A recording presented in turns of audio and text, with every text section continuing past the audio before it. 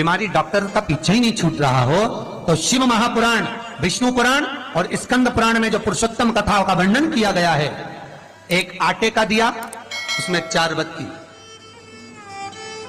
आटे के दिए में 4 बत्ती रखें, तिल्ली का तेल डाल लें, थोड़ा सा उसमें सरसों का तेल डालें।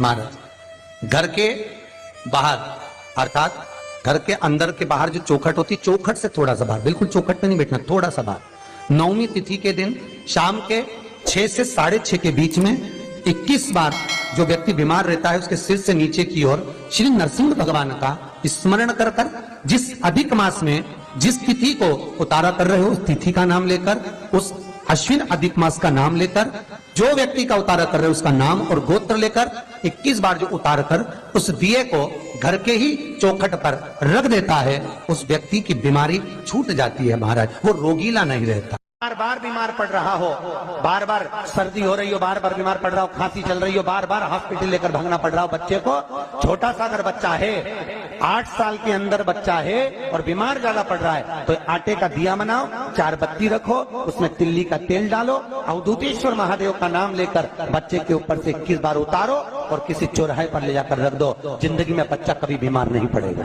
बच्चा स्वस्थ रहेगा।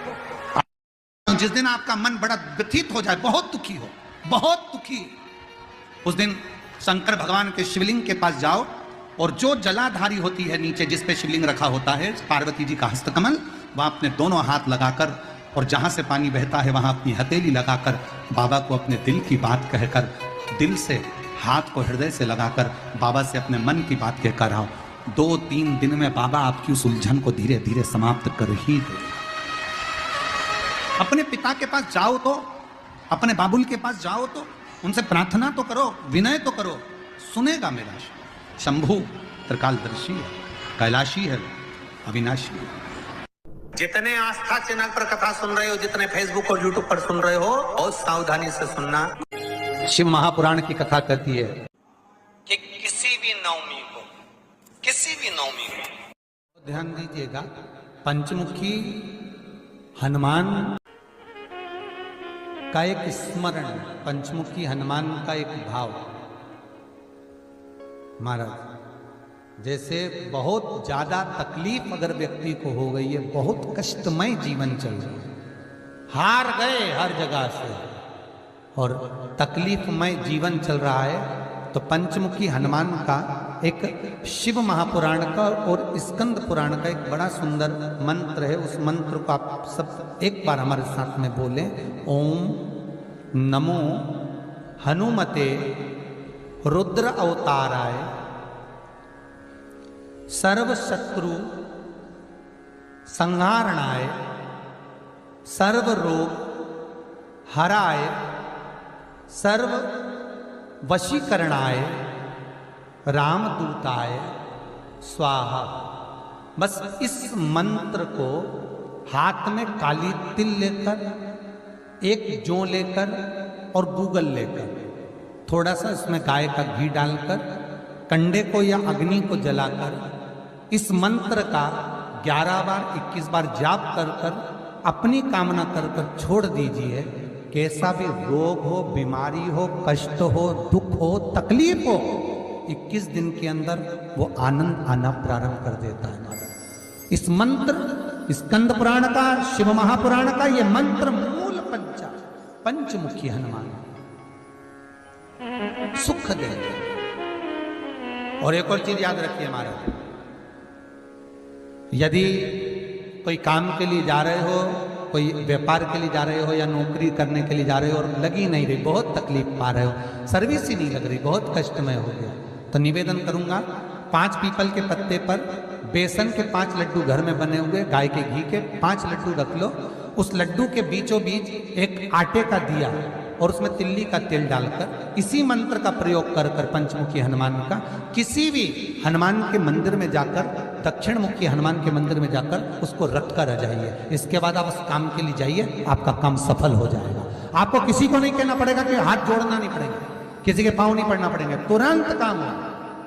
बस इस मंत्र का स्मरण कर कर, पंचमुखी हनुमान का भूतेश्वर जो मंत्र है उलझ रहा है, आपका कोई काम ऐसा है जो बहुत दिन से उलझा हुआ है, चाहे वो कोर्ट कचहरी का हो, चाहे वो किसी से जुड़ा हुआ हो, और वो नहीं हो रहा। तो स्कंद पुराण कहती है, हमारे खंड में भी वर्णन है शिव महापुराण, कि किसी भी नवमी को आप आंवले के पेड़ के नीचे घी का दिया लगाकर, मौली मतलब हाथ में जो नाड़ा बांधते हैं, लच्छा, मौली, लच्छा, नाड़ा, हाथ में बांधने वाला पूजन वाला धागा लाल, घी का दिया लगाकर 5 परिक्रमा आंवले के वृक्ष की कर लीजिए, और परिक्रमा कर धागे को वहीं पर छोड़कर थोड़ा सा धागा और अलग से लेकर किसी टहनी पर उसको कामना कर बांध दीजिए। महाराज 10वीं तिथि को, 9वीं को तो ये करो कि 10वीं को वापिस जाकर आंवले के पेड़ के नीचे घी का दिया लगाइए, और जो धागे की आपने टहनी पर जो धागा बांधा है उसको खोल कर ले आइए, अपने हाथ पर बांधकर उसी धागे को पहनकर अपने काम के लिए निकल जाइए, आपको सफलता प्राप्त हो जाएगी। स्कंद पुराण में आंवले के वृक्ष का बड़ा महत्व है। वृक्ष में जो गोंद लगती है वो ब्राह्मण हत्या का निश्चय है। पृथ्वी पर जो वृक्ष लगते हैं और वृक्ष में जो गोंद लगती है वो ब्राह्मण हत्या का अंश है। बंजर भूमि ब्राह्मण हत्या का अंश है। इसलिए हमारे यहाँ शास्त्र कहता है, तुम्हारे बहू का अगर जापा होए, बहू की डिलीवरी होए, बहू को संतान होए, तो खूब घी में गोंद तल तल कर खिलाओ। पर जन्माष्टमी, रामनवमी पर भगवान का प्रसाद तैयार करो तो उसमें गोंद मत डालना, क्योंकि उसमें ब्राह्मण हत्या का अंश रहता है। भगवान के प्रसाद में गोंद नहीं आना चाहिए। हर हर महादेव। श्री शिवाय नमस्तुभ्यं। मेरे चैनल को सब्सक्राइब करें और बेल आइकन प्रेस करें, जिससे कि आपको लेटेस्ट वीडियो की नोटिफिकेशन मिल जाएगी। श्री शिवाय नमस्तुभ्यम। सब बोलिए एक बार जमकर, श्री शिवाय नमस्तुभ्यम। प्रैक्टिकल जरूर करना, कहीं सियोर वाला महाराज झूठ तो नहीं बोल रहा। शास्त्रों की बातें हमारे जीवन में हमें सुख प्रदान करे, इसलिए इस भाव का आनंद करते हुए आज की कथा को विराम देते हैं। श्री शिवाय नमस्तुभ्यं।